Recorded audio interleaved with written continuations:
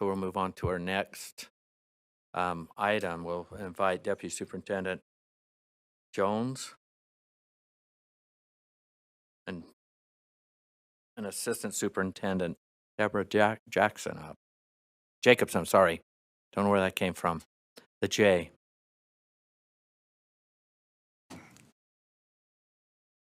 Good afternoon, board members. Deputy Superintendent of Operations Scott Jones. This is a required monthly budget report. Unfortunately, there was a duplication of the discretionary report that went in there, but we're straight now. You and the public can both see the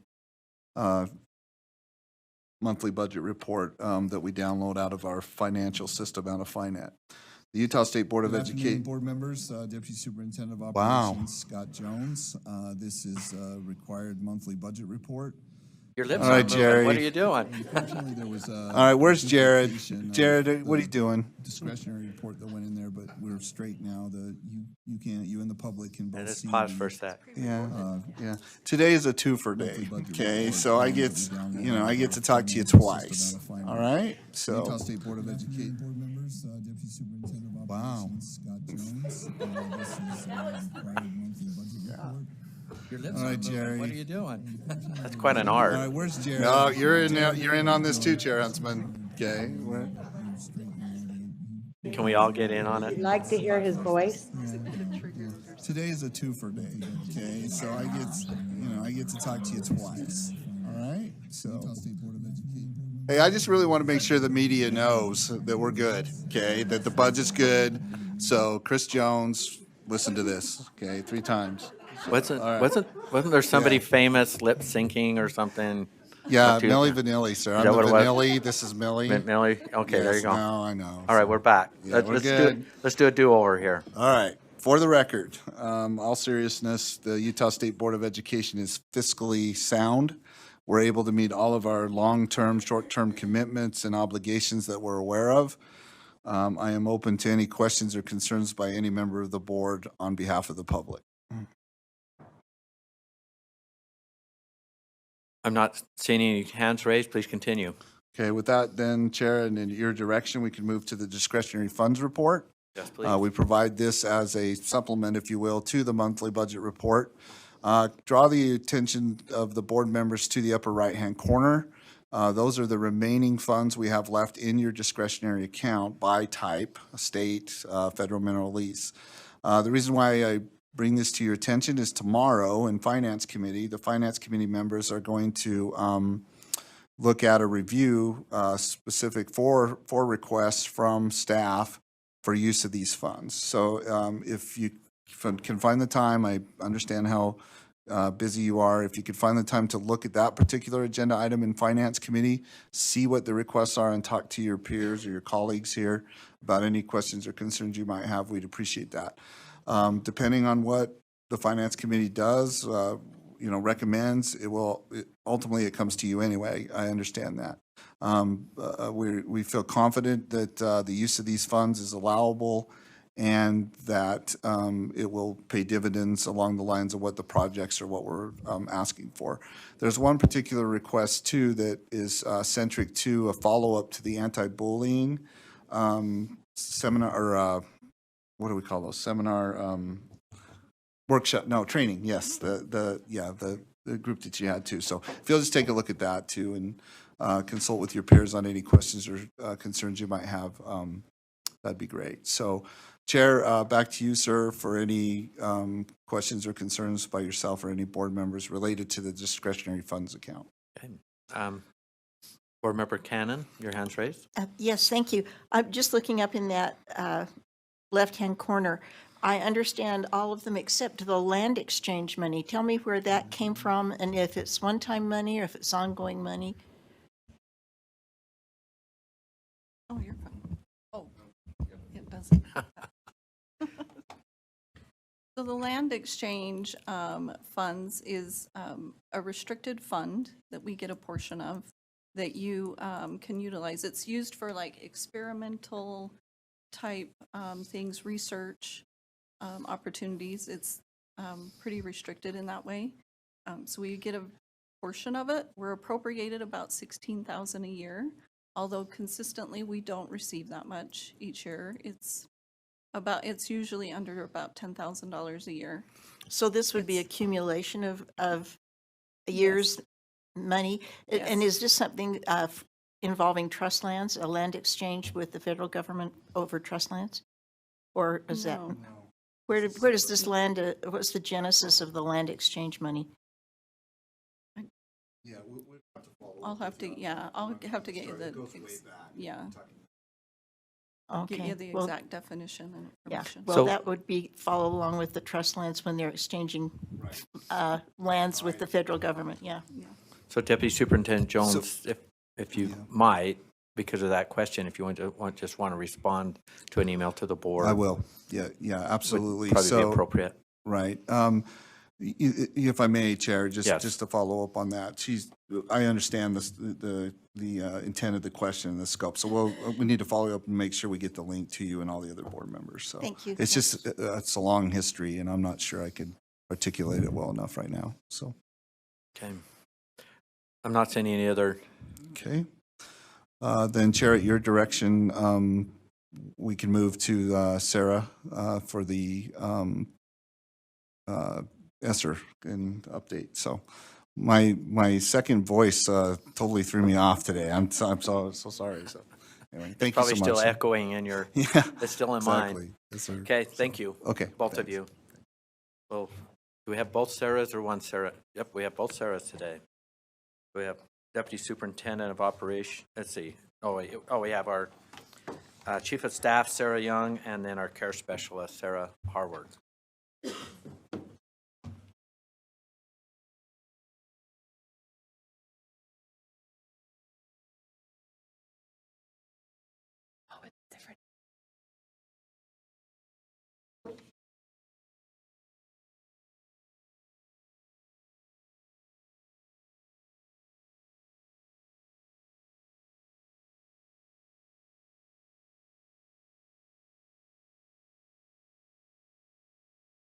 All right, thank you. Sarah Harward, CARES Educational Specialist, here to present to you today an update on the COVID-19 relief funding for Utah K-12 education. As a friendly reminder, COVID relief funding in the state of Utah refers to multiple awards received at both the federal and state legislature to address the COVID-19 needs for our K-12 education. As we give these updates to you each month, we do address the awards as far as oldest first to the newest to give you an idea of where we are as a state in terms of reimbursing these funds to our LEAs and to support their projects and needs. An additional highlight that we will note is that 100% of our Utah K-12 COVID-19 relief funds are obligated. This means all Esser and Gear awards. And then we bring this chart to you each month to give you a comprehensive overview of the purpose and distribution of each of the COVID-19 funding. And we will call your attention to the bottom of the chart, which gives our total indirect awards to our LEAs, which is over $914 million. And we are currently managing over 1,100 awards to our LEAs.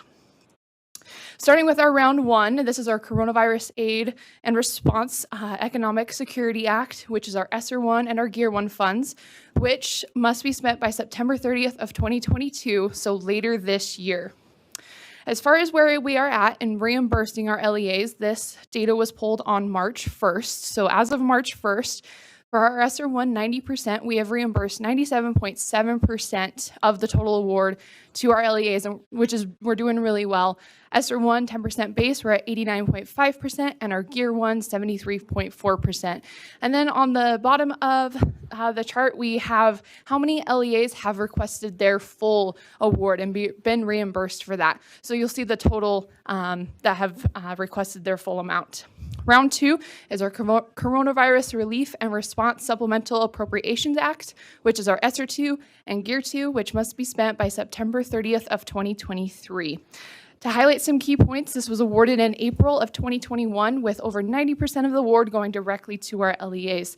And as our LEAs were creating their plans, we noted that the majority of LEAs are spending their funds on addressing accelerated learning for students, purchasing educational technology, and implementing summer learning and supplemental after-school activities.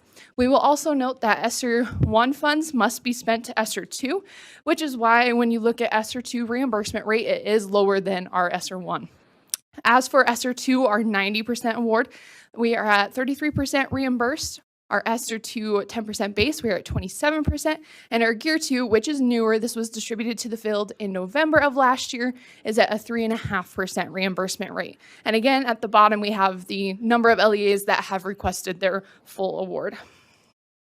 Additional federal awards under the CRISA Act. So this is our Gear 2, our Governor's Emergency and Education Relief Fund, where $11.8 million was directed by the Governor's Office to our LEAs to serve special education and at-risk students, as well as $1.3 million to the University of Utah Reading Clinic.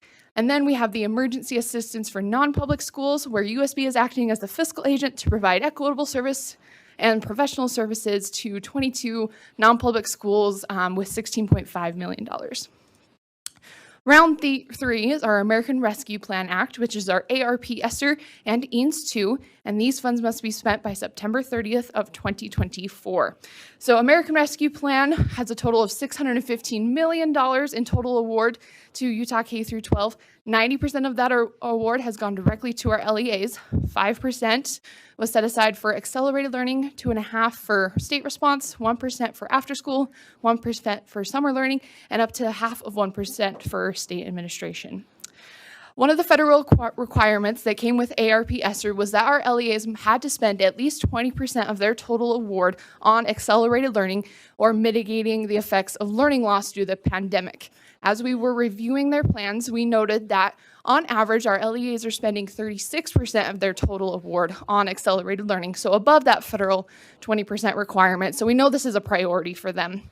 Additionally, they're spending their funding on purchasing educational technology, capital improvements, including HVAC, and student and community mental health services.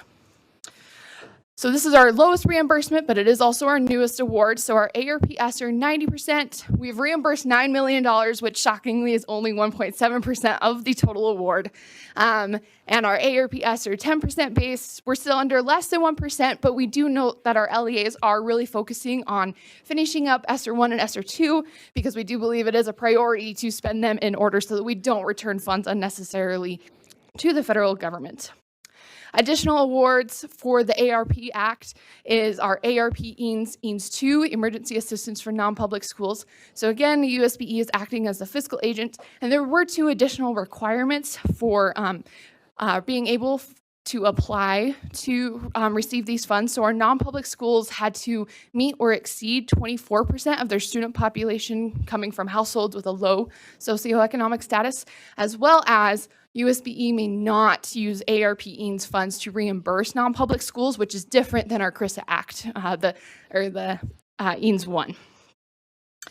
And then just to give you a whole overview of our Esser Awards, all 3 Esser, 90% of all the awards have gone directly to our LEAs. 9.5% is that state reserve where the board has funded additional projects and we've sent additional resources to our LEAs, and then up to 0.5% for state administration. And then additionally, for all Esser Awards, this is our analysis of the LEA plans. So as far as looking at the federal allowable use cases and how LEAs are spending their funds, they're spending it mostly on educational technology and addressing pandemic effects on student learning and cleaning supplies and services on down.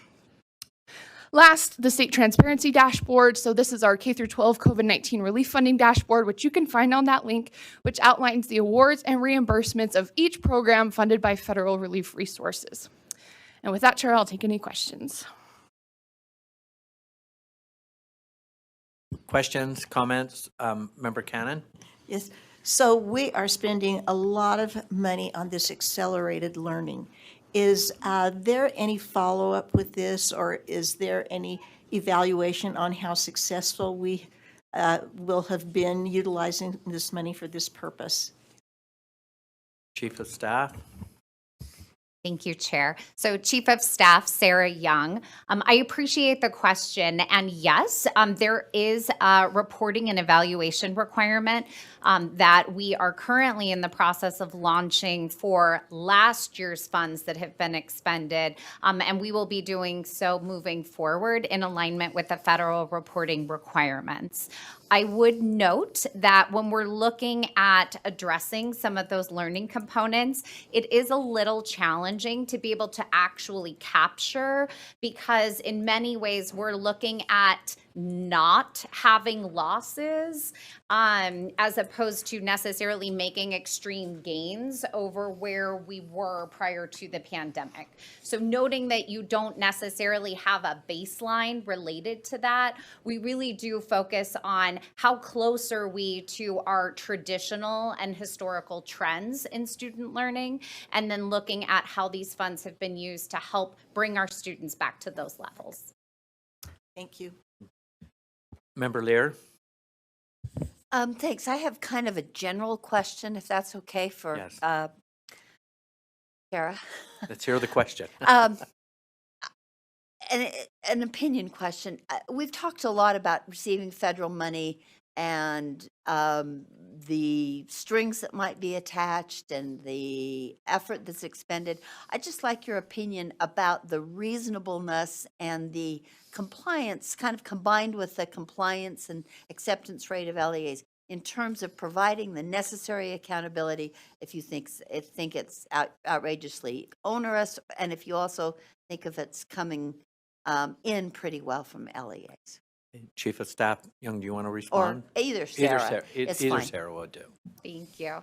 I'm happy to respond to that, Chair. So in terms of the COVID-19 relief funding, I think a few items are necessary related to context. So first and foremost was that it was a very urgent need, and it was a very expedited timeline in terms of which those federal funds were awarded to states and which states were awarding to our LEAs. So they basically stood up brand new programs within a matter of weeks, whereas normally those processes take over a year.